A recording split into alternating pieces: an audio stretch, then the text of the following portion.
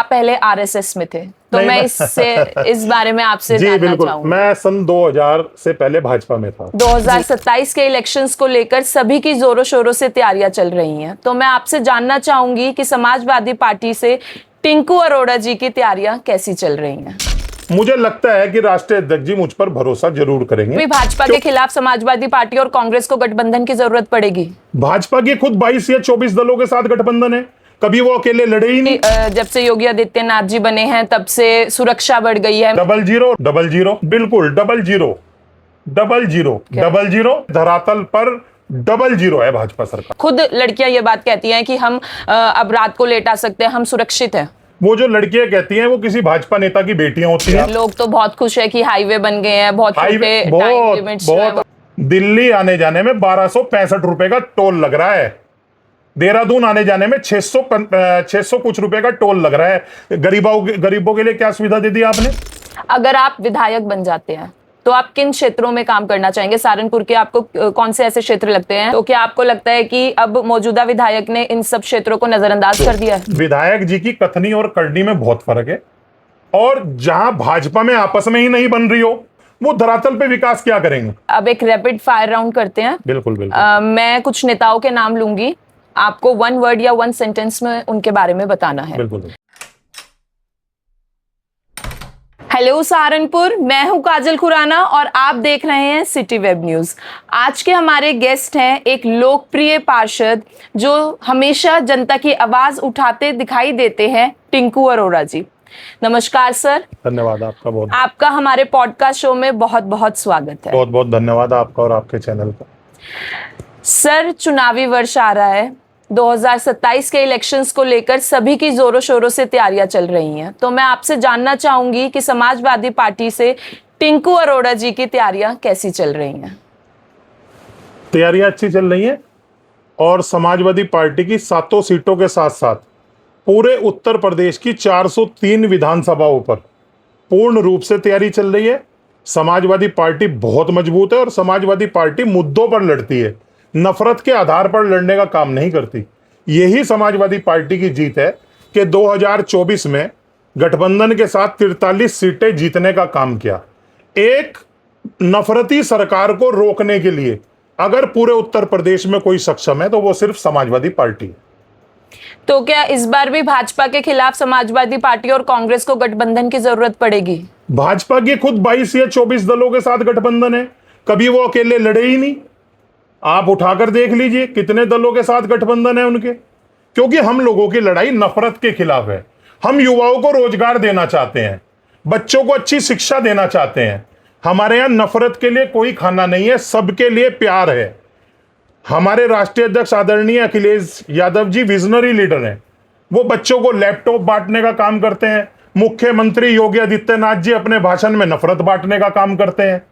लेकिन ये कहा जाता है कि जब से योगी आदित्यनाथ जी बने हैं तब से सुरक्षा बढ़ गई है, महिलाएं और लड़कियां सुरक्षित हैं। खुद लड़कियां ये बात कहती हैं कि हम अब रात को लेट आ सकते हैं, हम सुरक्षित हैं। वो जो लड़कियां कहती हैं वो किसी भाजपा नेता की बेटियां होती हैं जो आकर प्रचार करती हैं, क्योंकि प्रचार प्रसार में भाजपा करोड़ों अरबों रुपया खर्च करती है। एनसीआरबी का भी हाल फिलहाल में डाटा है, हमारा नहीं है, एनसीआरबी का सरकारी डाटा है कि रोज 5 से 7 मर्डर और 5 से 7 महिलाओं के साथ रेप हो रहे हैं उत्तर प्रदेश की सरकार में। क्यों? क्योंकि मैं इससे आप अपने ऊपर मत लें, मीडिया मैनेज है, इसलिए वो सरकार के कुकर्मों को नहीं दिखा रही है, सरकार की विफलता को नहीं दिखा रही है। रोज मुठभेड़ दिखाई जा रही है, मुठभेड़ गुंडे और पुलिस के बीच ही तो हो रही है, आम जनता के बीच तो नहीं हो रही। तो कहां है कानून व्यवस्था? एक उधर मुख्यमंत्री जी ने बयान दिया कि अब कोई भी व्यक्ति कट्टा लहराकर डराने का काम नहीं करता है, अगले दिन एक व्यक्ति ने खुली स्कॉर्पियो से दह करने का काम किया। सब दिखावा है, सिर्फ नफरत के आधार पर राजनीति करने का काम है। ना महिलाओं को पेंशन है, दिन ब दिन महंगाई चरम सीमा पर है, लाइट के रेट 10 गुना बढ़ा दिए गए हैं। इस सरकार में ये गरीब दिन ब दिन गरीब हो रहा है, और अमीरों की ये सरकार है, गरीबों के लिए कुछ नहीं कर रही। अभी जो मौजूदा सरकार है, अगर मैं कुछ क्षेत्रों में बात करूं तो मैं जानना चाहूंगी कि आप 10 में से इन क्षेत्रों में कितने अंक देना चाहेंगे? रोजगार 00। क्यों? बिल्कुल, आप 10 पेपर उत्तर प्रदेश में लीक हो गए, नीट का पेपर लीक हो गया, 22 लाख बच्चों के भविष्य के साथ आपने खिलवाड़ कर दिया। आप पेपर नहीं दोगे, बच्चे उसमें पार्टिसिपेट नहीं करेंगे, तो वो कहां नौकरियां मिलेंगी? समाजवादी पार्टी के क्या सोच है रोजगार को लेके, वो उनके क्या प्लानिंग्स है अब देखिए, 2027 आदरणीय अखिलेश यादव जी एक विजनरी लीडर है और उनकी सोच युवाओं के प्रति बहुत अच्छी है। हमने जब हमारी सरकार थी, लगातार भर्तियां हुई हर क्षेत्र में, हर फील्ड में, और अब भी युवा बड़ी संख्या में समाजवादी पार्टी को वोट देने जा रहा है 2027 में। सिर्फ उसकी वजह है कि इस सरकार में रोजगार नहीं है। और अखिलेश यादव जी परिवार वाले व्यक्ति हैं, उन्हें पता है परिवार कैसे चलता है। ये जो आज सत्ता पर बैठे हैं, चाहे वो प्रदेश में हो चाहे वो देश में हो, इनके परिवार नहीं है। इन्हें नहीं पता कि परिवार की परिभाषा क्या होती है, परिवार कैसे चलता है। परिवार चलाने के लिए रोजगार चाहिए, बच्चों को शिक्षा चाहिए, माँ बाप को दवाई चाहिए। एजुकेशन सेक्टर में आप कितने अंक देंगे? 00। रोज पेपर लीक हो रहे, आप बता दीजिए, आप खुद पत्रकार हैं। नीट का पेपर लीक हुआ, 22,65,000 बच्चे रो रहे हैं। कई बच्चों ने फांसी ले ली है। बच्चों के भविष्य के साथ खिलवाड़ कर रही है ये सरकार। हेल्थ फैसिलिटीज में आप क्या? 00। जाइए आप, शामली में महिला प्रेग्नेंट गई, इलाज नहीं मिला, अस्पताल के गेट पर उसका बच्चा पैदा हुआ। ये फैसिलिटी है? स्ट्रेचर पर लेटाकर मरीजों का इलाज हो रहा है, बेडों पर कुत्ते हैं लेटे हुए हैं। आप पीजीआई की व्यवस्था देख लीजिएगा, कितनी गंदगी है, इलाज ही नहीं करा सकते आप। इंफ्रास्ट्रक्चर, सब हमारे जितने इंफ्रास्ट्रक्चर के हमने काम करे थे, सब योगी जी उसके फीते काट रहे हैं। इन्होंने कोई नया बनाया हो तो बता दीजिए आप। लोग तो बहुत खुश है कि हाईवे बन गए हैं, बहुत छोटे टाइम लिमिट्स जो है वो बहुत कम हो गए हैं। आपने ये बात रखी, मैं आपका धन्यवाद करना चाहूंगा। दिल्ली आने जाने में 1265 रुपए का टोल लग रहा है, देहरादून आने जाने में 600 कुछ रुपए का टोल लग रहा है। गरीबों के लिए क्या सुविधा दे दी आपने? अगर हाईवे बनाया तो आप तो टोल ले रहे हो, उधर रोड टैक्स भी ले रहे हो, इधर टोल भी ले रहे हो, तो आपने जनता हित में क्या किया? आप रोड बनाते, खुला छोड़ देते, ना टोल होता ना कुछ होता, तो हम मानते। एक तरफ वसूली चल रही है। यदि समाजवादी पार्टी ऐसी कोई रोड्स बनाती या कुछ करती तो क्या आप लोग टोल ना लेते? समाजवादी पार्टी ने ही सबसे पहले रोड बनाई। और आप कभी उस रोड पे जाएं, नोएडा से परी चौक से चढ़ के आगरा एक्सप्रेसवे से आगे तक आदरणीय अखिलेश यादव जी ने लखनऊ तक बनाया था, और उस पर टोल बहुत मिनिमाइज है। आज की सरकार उस पर टोल है, टोल है, लेकिन बहुत मिनिमम।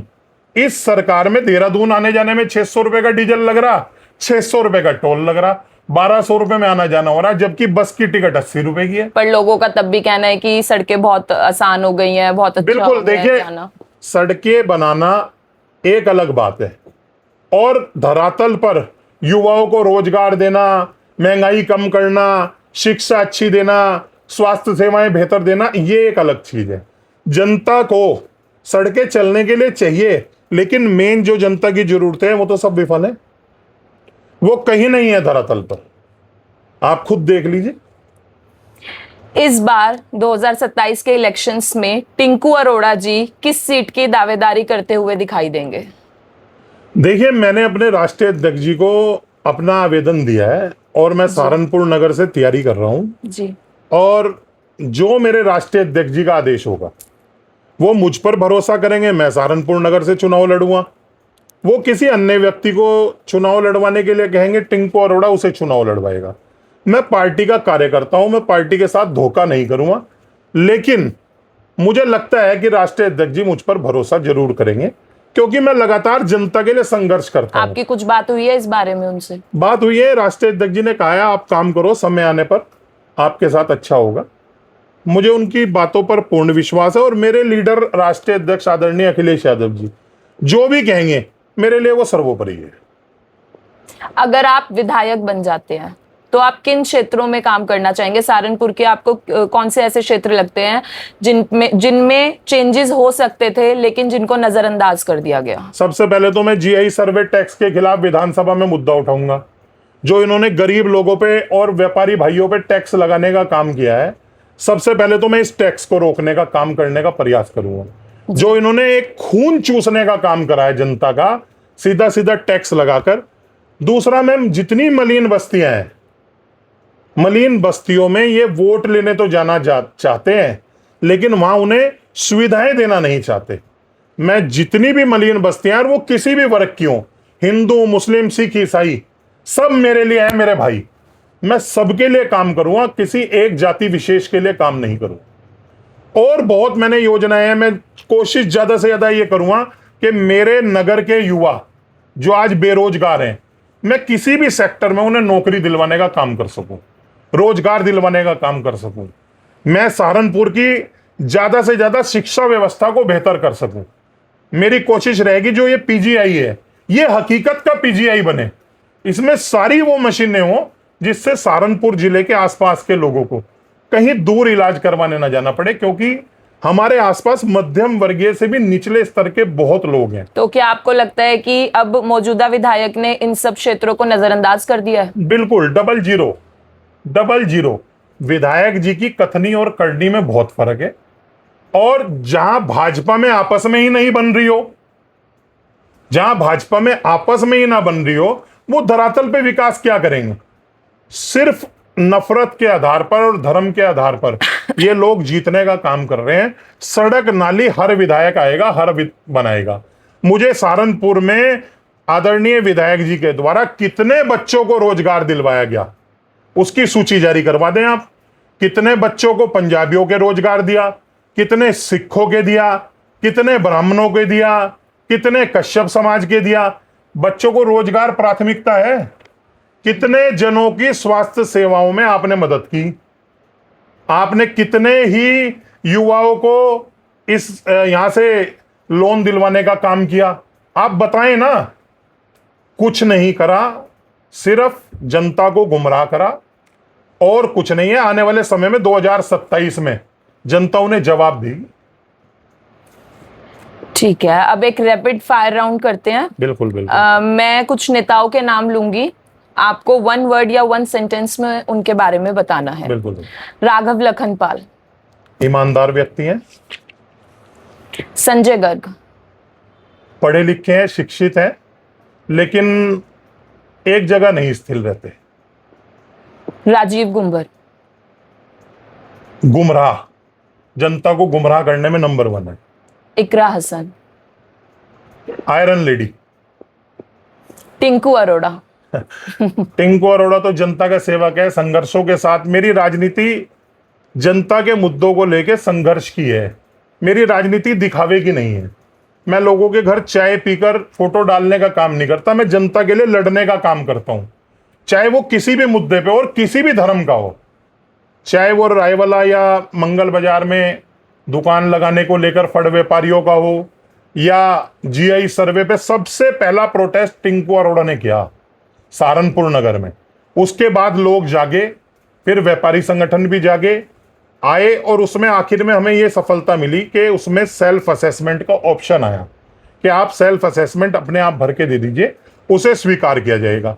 उसमें जब धांधली होने लगी, फिर मैंने उस मुद्दे को उठाया, तो अब सेल्फ असेसमेंट आराम से एक्सेप्ट हो जाता है। जब भविष्य में जांच होगी तो सबकी होगी, तब हम फिर झंडा उठा लेंगे अपनी जनता के लिए।